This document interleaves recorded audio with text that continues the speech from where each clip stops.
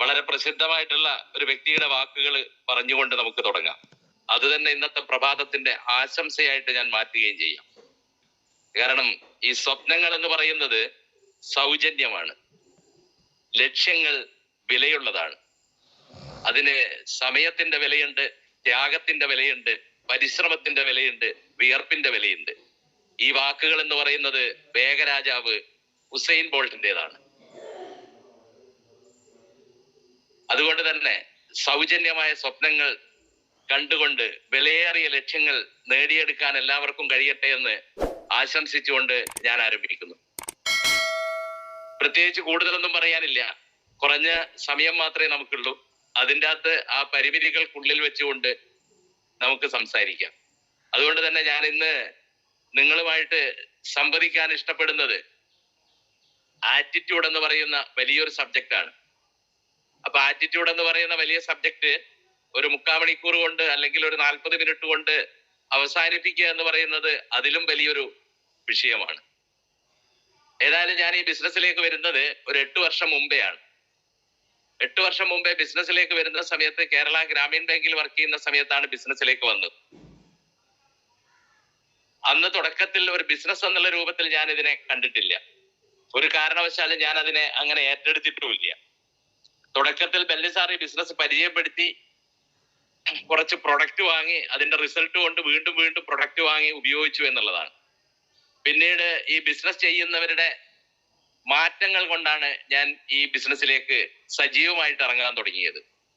അതുകൊണ്ട് തന്നെ സജീവമായി ഇറങ്ങി ഏറ്റെടുത്തു. അതുകൊണ്ട് തന്നെയാണ് ഇന്ന് നസീമ മേഡം പറഞ്ഞതുപോലെ ഇന്ന് ഞാൻ NTC എന്ന് പറയുന്ന റാങ്കിൽ അപ്കമിങ് CTC റാങ്കിലേക്ക് പോയിക്കൊണ്ടിരിക്കുന്ന സീലിംഗ് അച്ചീവർ കൂടിയാണ്. ഇതെങ്ങനെ നേടിയെടുത്തു എന്നുള്ളത്, NTC ആവാൻ എന്തൊക്കെ ചെയ്യണം എന്നുള്ളത് എനിക്ക് കൃത്യമായിട്ട് അറിയാം. അത് നേടിയെടുക്കാൻ എന്തൊക്കെ ചെയ്യണം എന്നുള്ളതും കൃത്യമായിട്ട് അറിയാം. അപ്പൊ ആദ്യം തന്നെ എനിക്ക് പറയാനുള്ള കാര്യം എന്താന്ന് പറഞ്ഞു കഴിഞ്ഞാല്, ഈ ബിസിനസ്സിലേക്ക് വരുന്ന വ്യക്തികളായിക്കൊള്ളട്ടെ, ബിസിനസ്സിന് പുറത്തുള്ള വ്യക്തികളായിക്കൊള്ളട്ടെ, അവരുടെയൊക്കെ മനസ്സിലേക്ക് വരുന്നത് സ്വാഭാവികമായിട്ടും തുടക്കത്തിൽ ഒരു നിരാശയോ അല്ലെ ജീവിതത്തിൽ ഏതെങ്കിലും തളർന്നുപോയി എന്ന് തോന്നുന്ന സമയം അല്ലെങ്കിൽ തോറ്റുപോയി എന്ന് തോന്നുന്ന സമയം, ഇതൊക്കെ നമ്മുടെ മനസ്സിലുണ്ടാവും.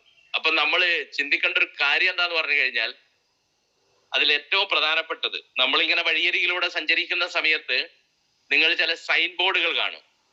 ആ സൈൻ ബോർഡ് എന്ന് പറയുന്നത് ഒരു 500 മീറ്റർ പെട്രോൾ പമ്പ് അല്ലെങ്കിൽ 300 മീറ്റർ ATM എന്നൊക്കെ കാണാറുണ്ട്. പക്ഷെ നിങ്ങൾ കാണേണ്ട ഒരു സൈൻ ബോർഡ് എന്താന്ന് പറഞ്ഞു കഴിഞ്ഞാൽ, ഒരൊറ്റ സൈൻ ബോർഡേ ഈ ബിസിനസ്സിലുള്ളവർ കാണാൻ പാടുള്ളൂ.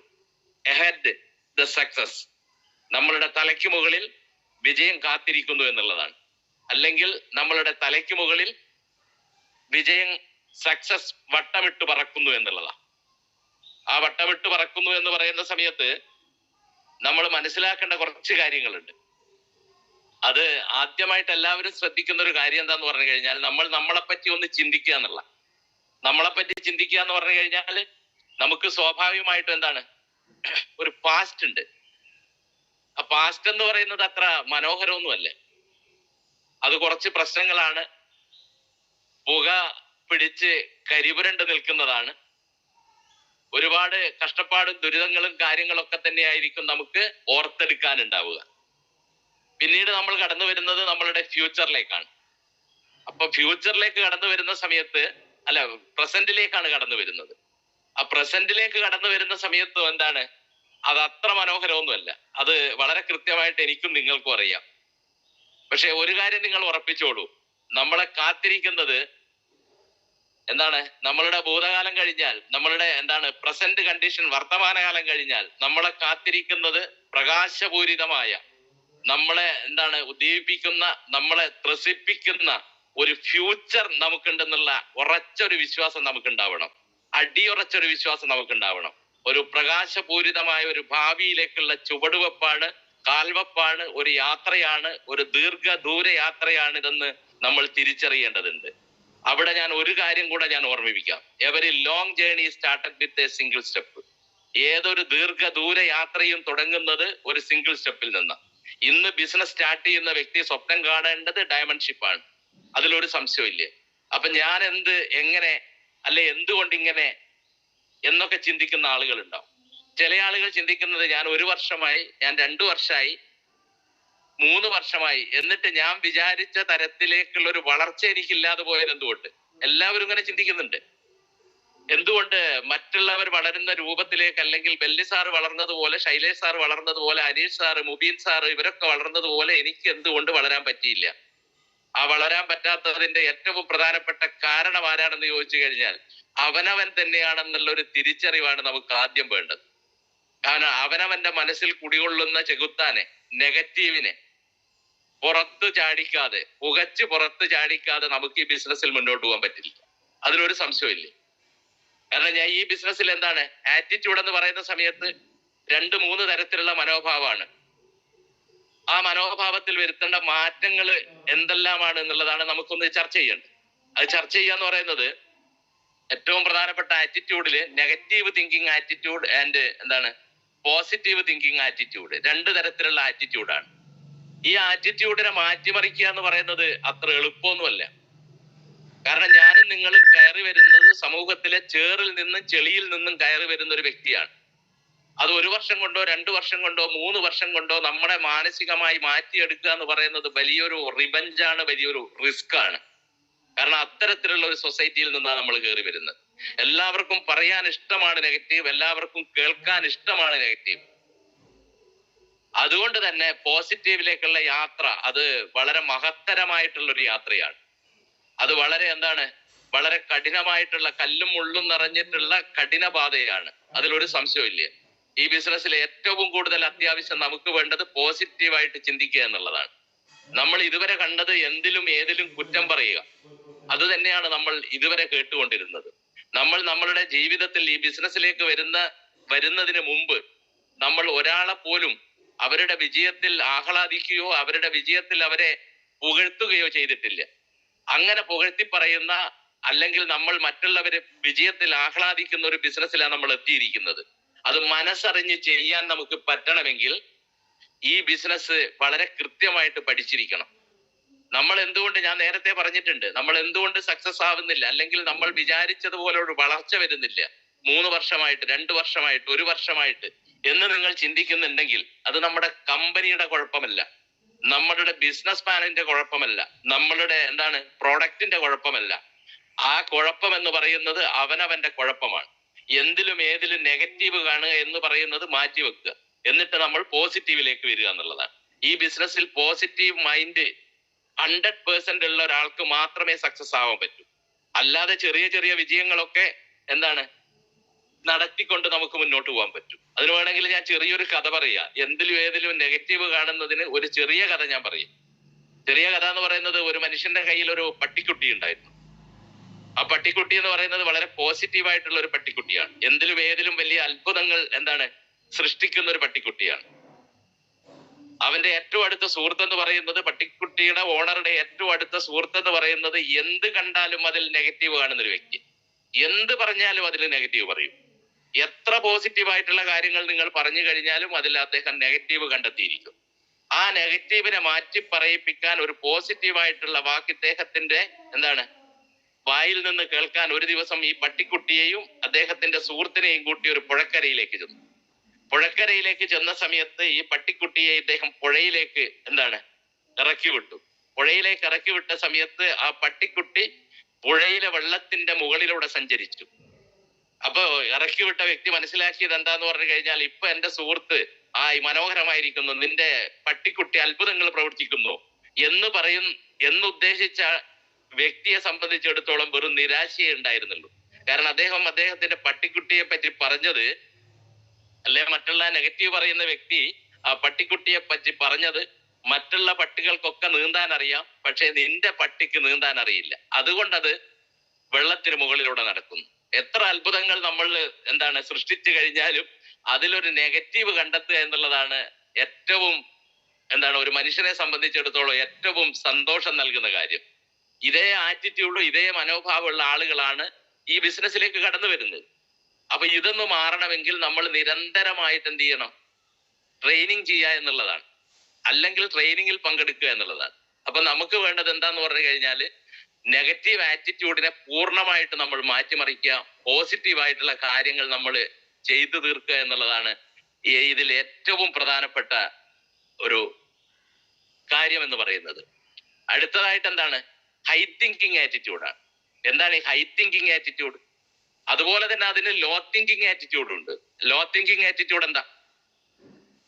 ലോ തിങ്കിങ് ആറ്റിറ്റ്യൂഡ് എന്ന് പറഞ്ഞു കഴിഞ്ഞാൽ ഏതൊരു കാര്യത്തിലും വളരെ വളരെ എന്താണ് ചെറിയ രീതിയിൽ ചിന്തിക്കുന്ന വ്യക്തികൾ. ഈ ബിസിനസ്സിൽ നമുക്ക് വിജയിക്കണമെങ്കിൽ എന്താ നമ്മൾ ചെയ്യേണ്ടത്? വലിയ കാര്യങ്ങൾ ചെയ്യാന്നുള്ളതാണ്. തിങ്ക് ബിഗ് ഡു ബിഗ് എന്നാണ്. വലിയ കാര്യങ്ങൾ ചിന്തിക്കുകയും വലിയ കാര്യങ്ങൾ പ്രവർത്തിക്കുകയും ചെയ്യുന്നതാണ്. എന്നാലേ നമുക്ക് ചെറിയ സക്സസുകൾ നമ്മളെ തേടി വരും. ഇനി ചെറിയ കാര്യങ്ങൾ ചിന്തിക്കുകയും ചെറിയ കാര്യങ്ങൾ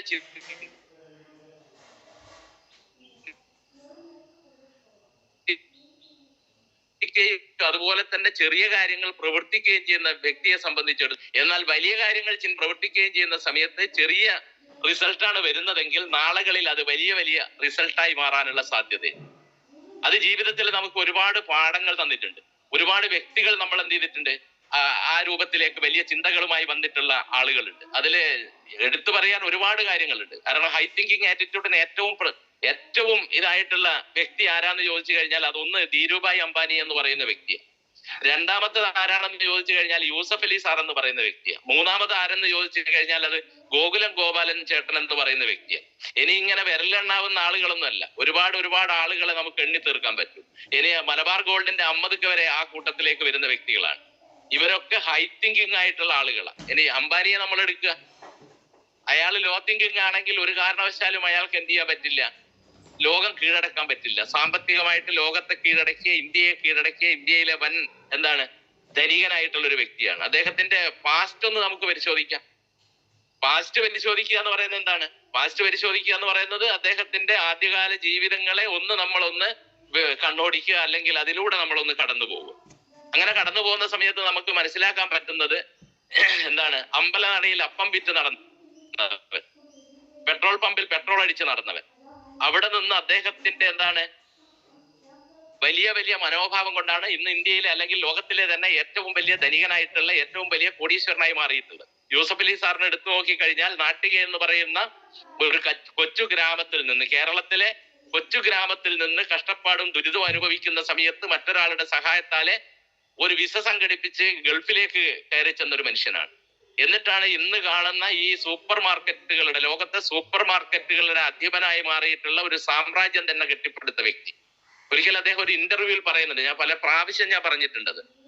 ആ ഇന്റർവ്യൂവിൽ അദ്ദേഹം പറയുന്നത് എന്താന്ന് ചോദിച്ചു കഴിഞ്ഞാല്, എല്ലാവർക്കും ഇന്നത്തെ യൂസഫ് അലി ആവണം, എല്ലാവർക്കും യൂസഫ് അലിയെ ഇഷ്ടമാണ്, എല്ലാവർക്കും യൂസഫ് അലി ആവണം. പക്ഷെ യൂസഫ് അലി സാറിന്റെ പാസ്റ്റ് ആർക്കും വേണ്ട, കഴിഞ്ഞു പോയതൊന്നും ആർക്കും വേണ്ട.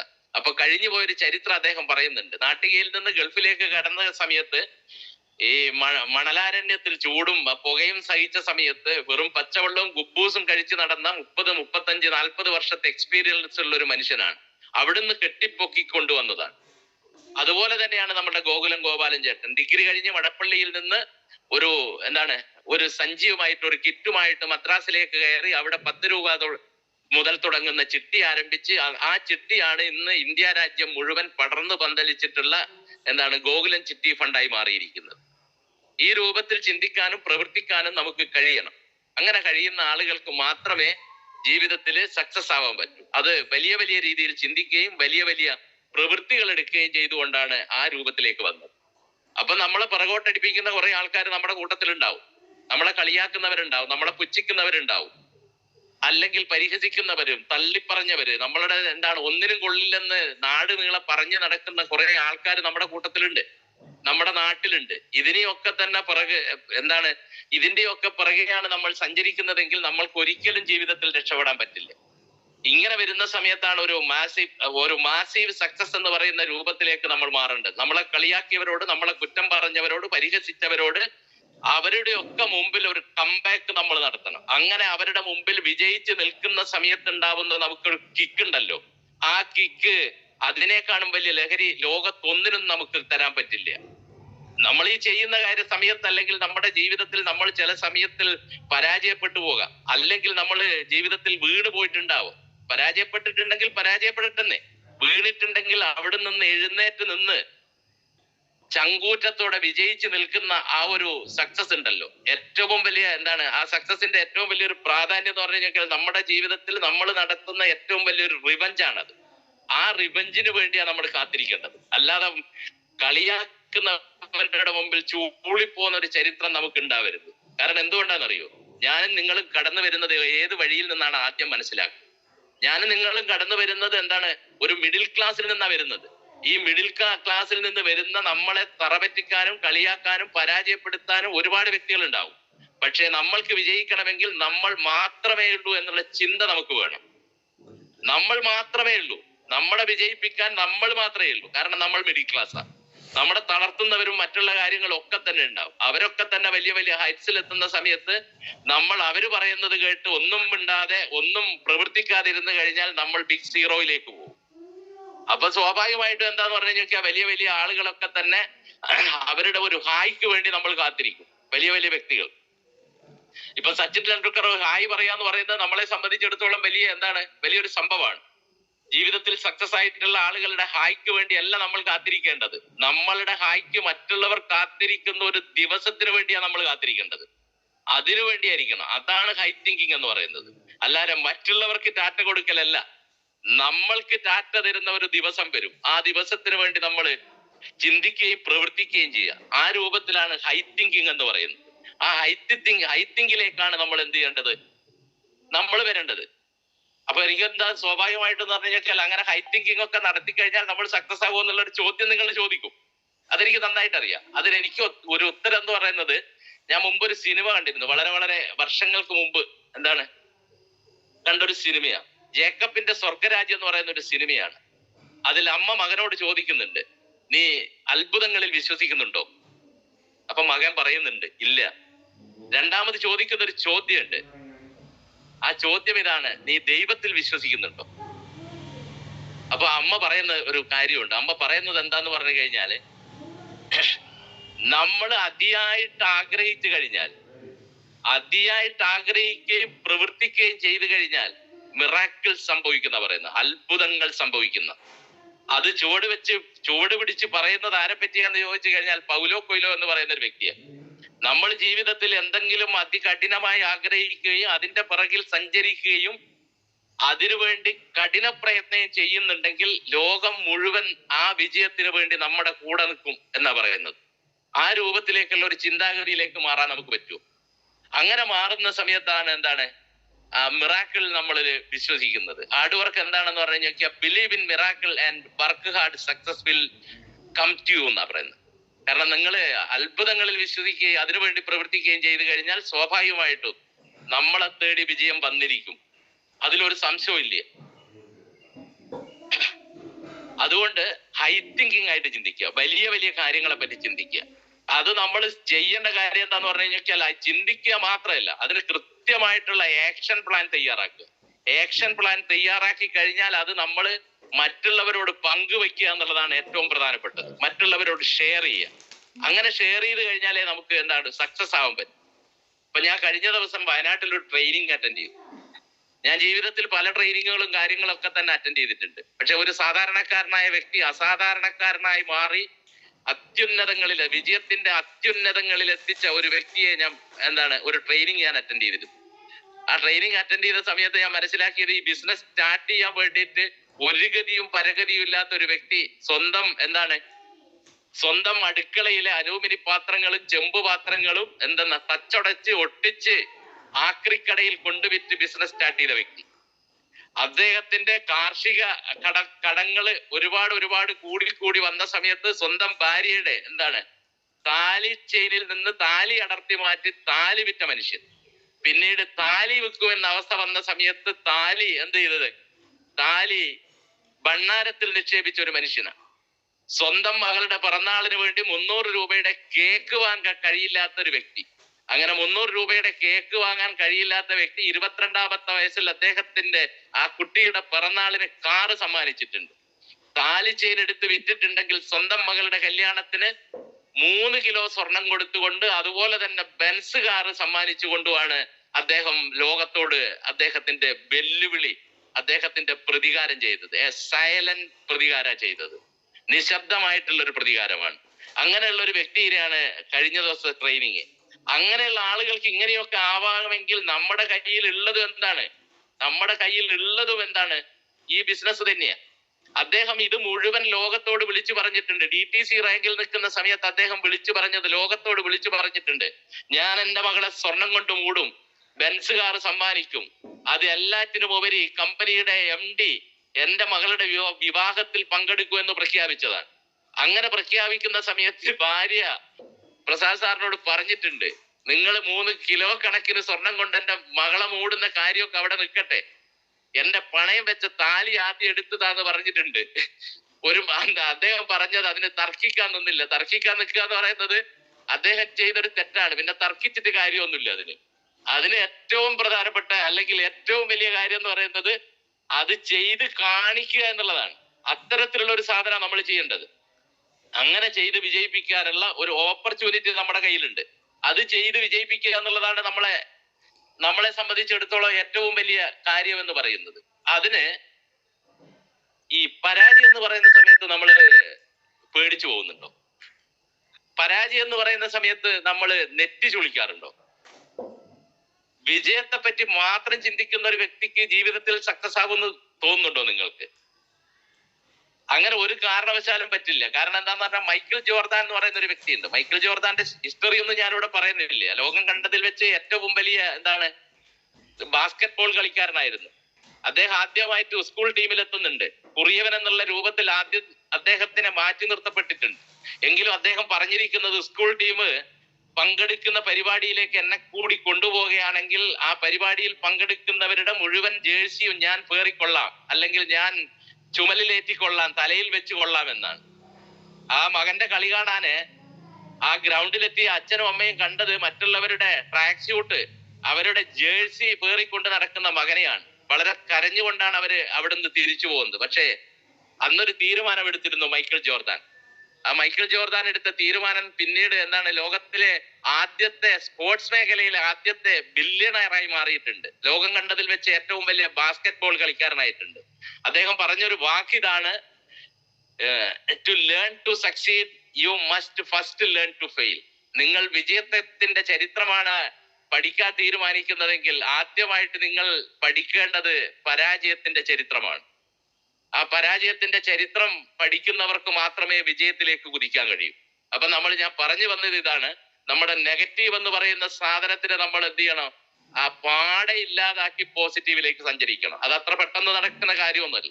ഇനി ഹൈ തിങ്കിങ് എന്ന് പറയുന്നത് നമ്മൾ എപ്പോഴും ലോ തിങ്കിങ് ആണ്. ലോ തിങ്കിങ് എന്ന് പറഞ്ഞാൽ നമ്മളിപ്പൊ ജീവിച്ചുകൊണ്ടിരിക്കുന്നത് നമ്മുടെ പോക്കറ്റിനിണങ്ങിയ രൂപത്തിലാണ് നമ്മൾ ജീവിച്ചുകൊണ്ടിരിക്കുന്നത്.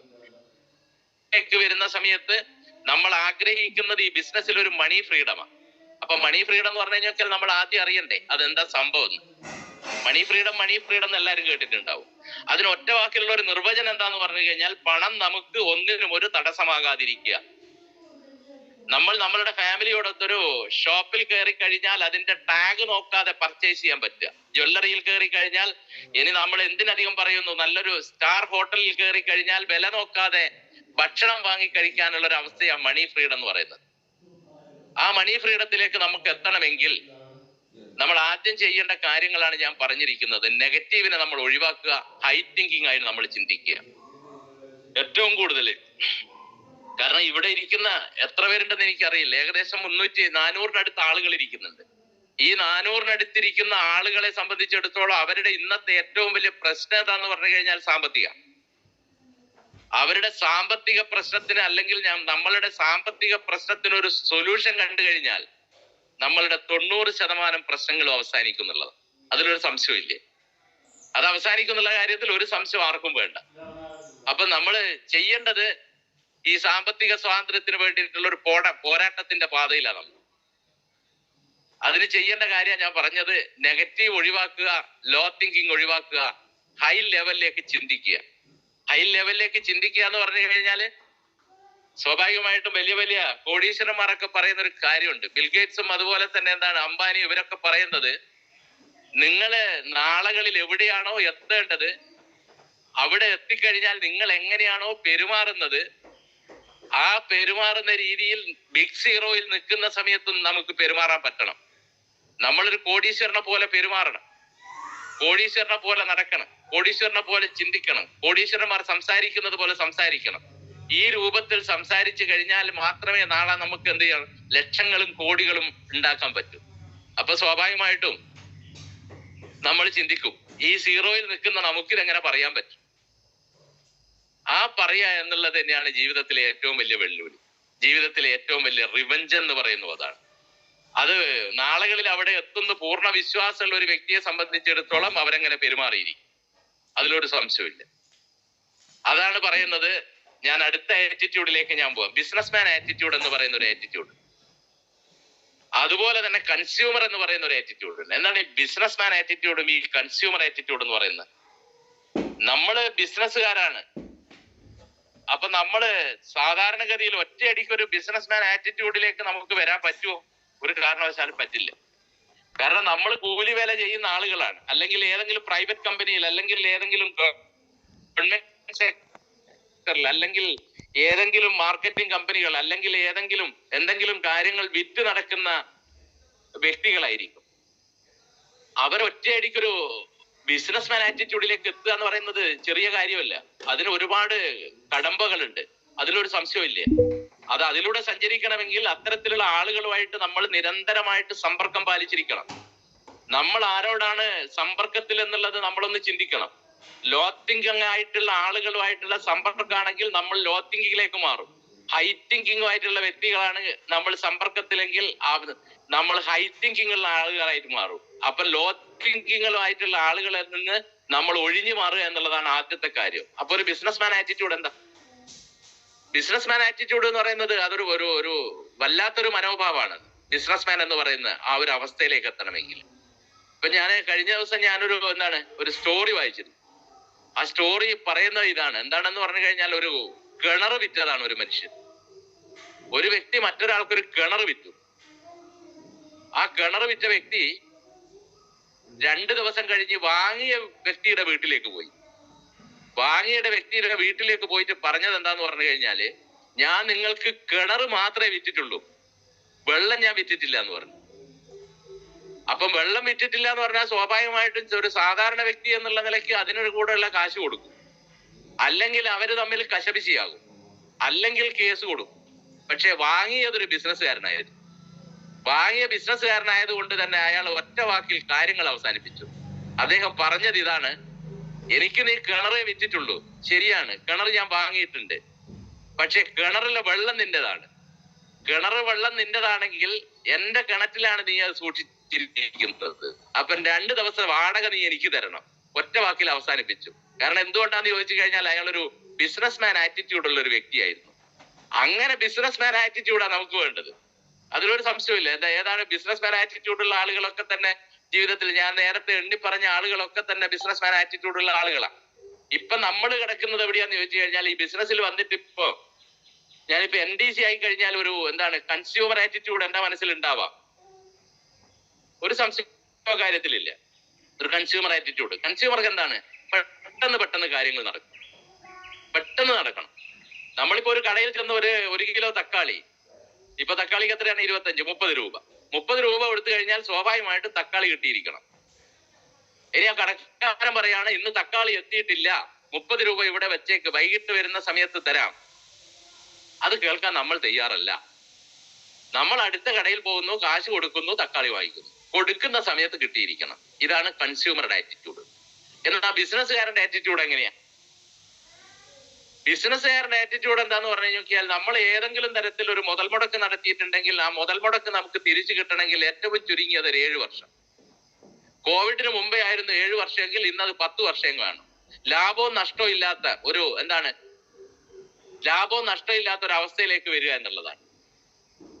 അതേ സമയത്ത് നമ്മൾ ഒരു വർഷം കൊണ്ട് തന്നെ നമുക്ക് ലാഭം കിട്ടിയിരിക്കണം, ലാഭം എടുത്ത് നമുക്ക് ഉപയോഗിക്കണം എന്ന് പറഞ്ഞു കഴിഞ്ഞാൽ നടക്കില്ല. സ്വാഭാവികമായിട്ട് ഒരു ബിസിനസ്സുകാരൻ എപ്പോഴും ചിന്തിക്കുന്നത് എങ്ങനെയാന്ന് ചോദിച്ചു കഴിഞ്ഞാൽ, അവൻ സ്വാഭാവികമായിട്ട് ചിന്തിച്ചുകൊണ്ടിരിക്കുന്നത് എങ്ങനെയാന്ന് ചോദിച്ചു കഴിഞ്ഞാൽ, ഒരു കർഷകനെ പോലെ ചിന്തിക്കാൻ പറ്റണം. കർഷകനെ പോലെ എങ്ങനെയാ ചിന്തിക്കുക? കർഷകനെ പോലെ ചിന്തിക്കുക എന്ന് പറഞ്ഞു കഴിഞ്ഞാൽ, ഒരു തെങ്ങും തൈ നട്ടു കഴിഞ്ഞാൽ 6 വർഷം 7 വർഷം എടുക്കും അതിൽ നിന്ന് തേങ്ങ പറിക്കാൻ. അതുവരെ കാത്തിരിക്കണം, അതുവരെ അതിന് വളം കൊടുത്തിരിക്കണം, വെള്ളം കൊടുത്തിരിക്കണം, മറ്റെല്ലാ സൗകര്യങ്ങളും കൊടുത്തു കഴിഞ്ഞാൽ മാത്രമേ അതിൽ നിന്ന് 6 വർഷത്തിന് ശേഷം 7 വർഷത്തിന് ശേഷം നമുക്ക് ഫലം കിട്ടും. ഒരു റബ്ബർ കർഷകരാണെങ്കിൽ ഒരു റബ്ബർ നട്ട് കഴിഞ്ഞാൽ 6 വർഷം 7 വർഷം കാത്തിരുന്നാൽ മാത്രമേ നമുക്ക് എന്ത് ചെയ്യാൻ പറ്റൂ, അതിൽ നിന്ന് റബ്ബർ പാലെടുക്കാൻ പറ്റും.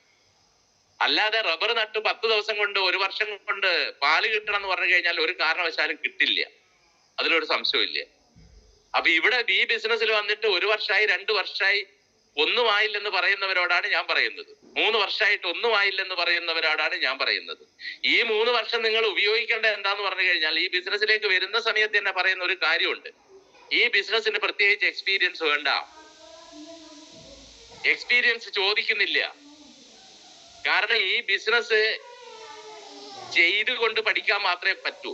പഠിച്ച് ചെയ്യാൻ പറ്റുന്ന ഒരു ബിസിനസ് അല്ല, ചെയ്തുകൊണ്ട് പഠിക്കാൻ പറ്റുന്ന ഒരു ബിസിനസ്സാണ്. ആ മനോഭാവത്തിലെ ഇതിനെ കാണാൻ പറ്റൂ. അപ്പൊ സ്വാഭാവികമായിട്ടും 3 വർഷം നിങ്ങൾ ഇതിന്റെ പുറകെ നടന്നിട്ടുണ്ടെങ്കിൽ നിങ്ങൾക്ക് ഈ ബിസിനസ്സിൽ എന്തെങ്കിലും കുറച്ച് കാര്യങ്ങൾ മനസ്സിലാക്കിയിട്ടുണ്ടാവും. നിങ്ങളുടെ മനോഭാവത്തിൽ വന്ന മാറ്റം നിങ്ങളൊന്ന് നോക്കുക. നിങ്ങൾ മറ്റുള്ളവരോട് സംസാരിക്കുന്ന രീതിയിൽ ഉണ്ടായിരിക്കുന്ന മാറ്റം ഒന്ന് നോക്കുക.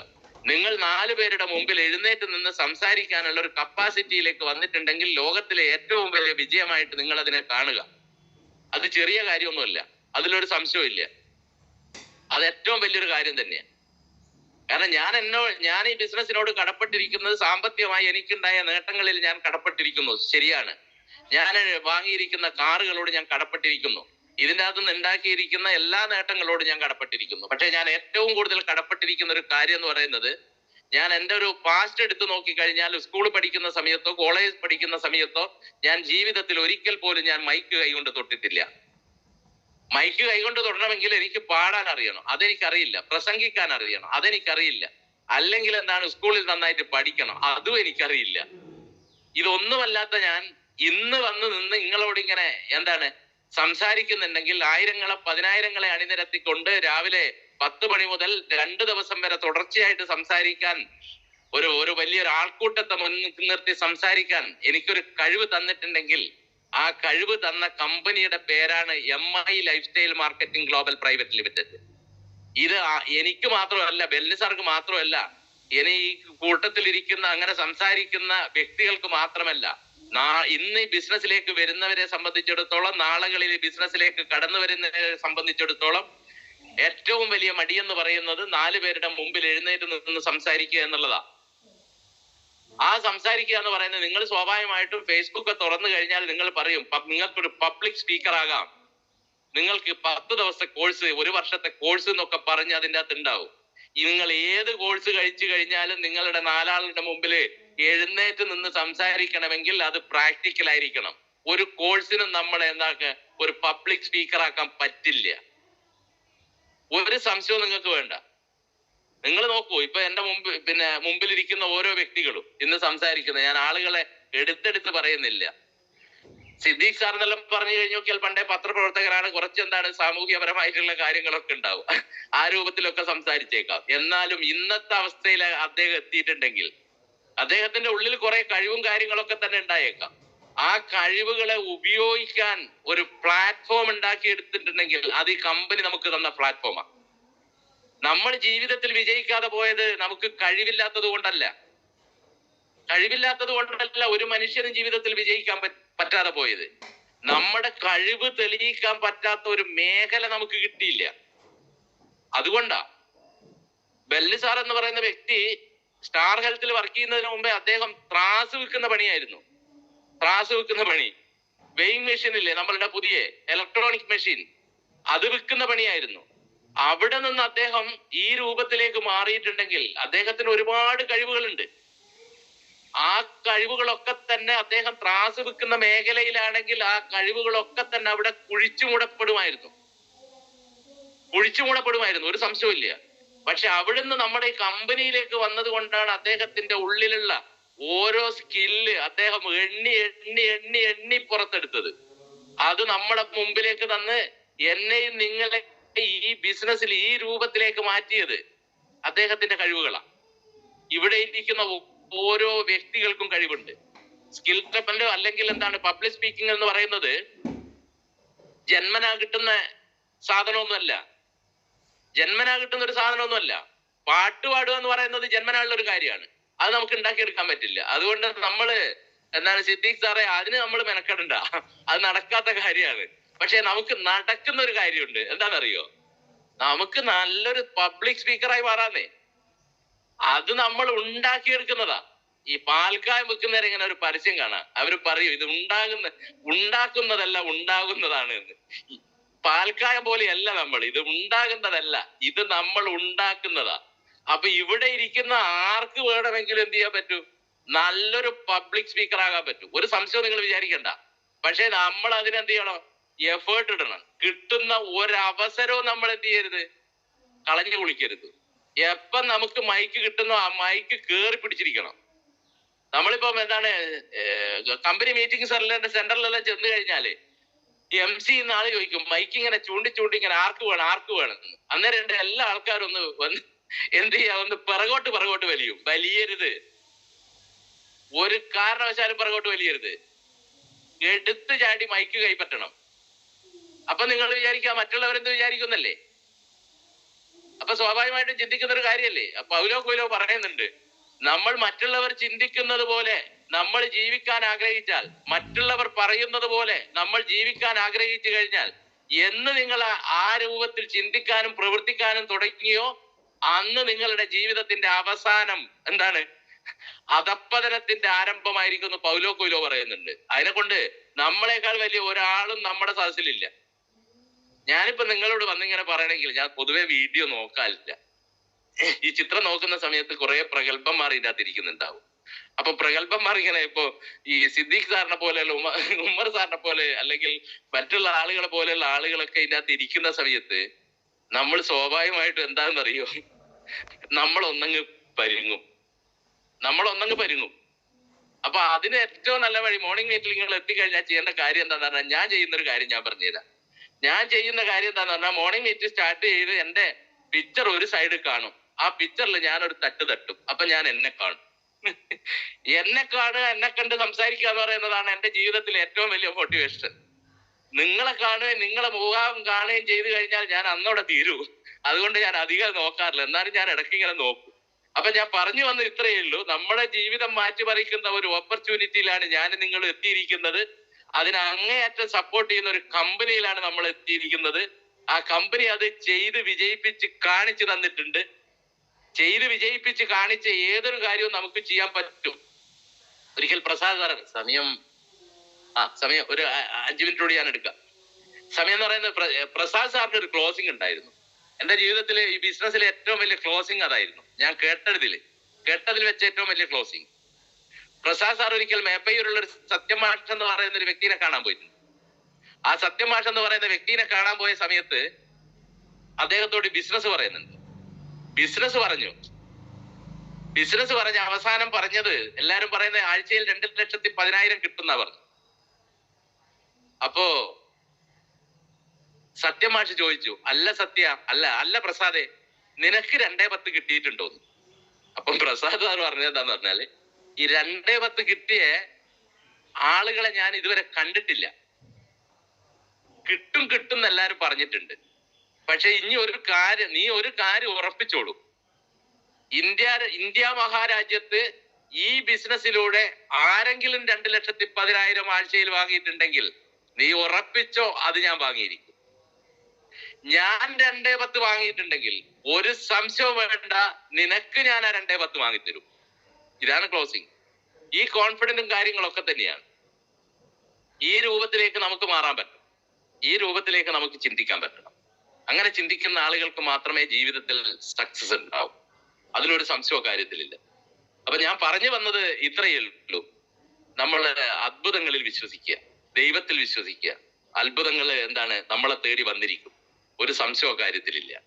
അത് നമ്മളുടെ പാസ്റ്റ് ആയിട്ട് പോട്ടെ, പ്രസന്റ് അത് എത്ര ദുഃഖപൂരിതമാണെങ്കിലും എത്ര ദുരിതപൂരിതമാണെങ്കിലും നമ്മൾ എന്ത് ചെയ്യണം?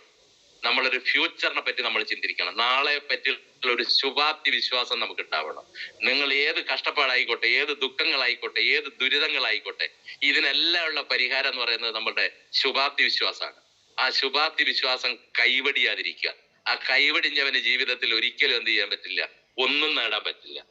അങ്ങനെ ഇവിടെ ഇരിക്കുന്ന എല്ലാ ആളുകൾക്കും എന്താണ് വലിയ വലിയ നേട്ടങ്ങൾ ഉണ്ടാക്കാൻ കഴിയട്ടെ. ഇന്ന് ഒരിക്കൽ കൂടി ഞാൻ എൻ്റെ ആ ട്രോഫിക്ക് ഒരിക്കൽ കൂടി ഞാൻ എന്ത് ചെയ്യാൻ പറ്റും, ഒന്നുകൂടെ എന്താണ് പറഞ്ഞുകൊണ്ട് അവസാനിപ്പിക്കുക. ഞാൻ പറഞ്ഞത് ഇന്നത്തെ മനോഭാവത്തിന്റെ കാര്യമാണ്. മനോഭാവം മാറ്റുക എന്ന് പറയുന്നത് വലിയ ബുദ്ധിമുട്ടുള്ളൊരു കാര്യമാണ്. പക്ഷെ നിരന്തരമായിട്ട് നമ്മളൊരു കാര്യം ചെയ്തു കഴിഞ്ഞാൽ, അത് നിരന്തരമായിട്ട് പ്രവർത്തിക്കുകയും നിരന്തരമായിട്ട് അത് ചെയ്യുകയും ചെയ്തു കഴിഞ്ഞാൽ അത് നമ്മുടെ ശീലങ്ങളായി മാറും, അത് നമ്മളുടെ ലൈഫായി മാറും എന്നുള്ളതാണ്. അതുകൊണ്ട് നെഗറ്റീവിനെ പൂർണ്ണമായിട്ട് തള്ളിപ്പറയുക, പോസിറ്റീവിനെ സ്വീകരിക്കുക. നമ്മളുടെ സംസാരത്തിൽ പോസിറ്റീവ് ഉണ്ടാവണം, നമ്മുടെ ശ്വാസത്തിൽ പോസിറ്റീവ് ഉണ്ടാവണം. ഇങ്ങനെ സംസാരത്തിലും ശ്വാസത്തിലും പോസിറ്റീവ് ഉണ്ടെങ്കിൽ ഉറപ്പിച്ചോ, നിങ്ങളുടെ ഹൃദയത്തിലും പോസിറ്റീവ് ഉണ്ടാവും. നിങ്ങളുടെ സിരകളിലൂടെ ഓടുന്ന ഓരോ രക്തക്കണികളിലും ആ പോസിറ്റീവ് ഉണ്ടാവും. നിങ്ങളുടെ ബ്രെയിനിലെ പോസിറ്റീവ് ഉണ്ടാവും. അപ്പൊ ആ രൂപത്തിലേക്ക് അത് മാറ്റിമറിക്കണം. ഇതൊക്കെ നമുക്ക് മാറ്റിമറിക്കാൻ പറ്റുന്ന ഒരു സംശയവും കാര്യത്തില്. എന്തുകൊണ്ടാണെന്നറിയോ?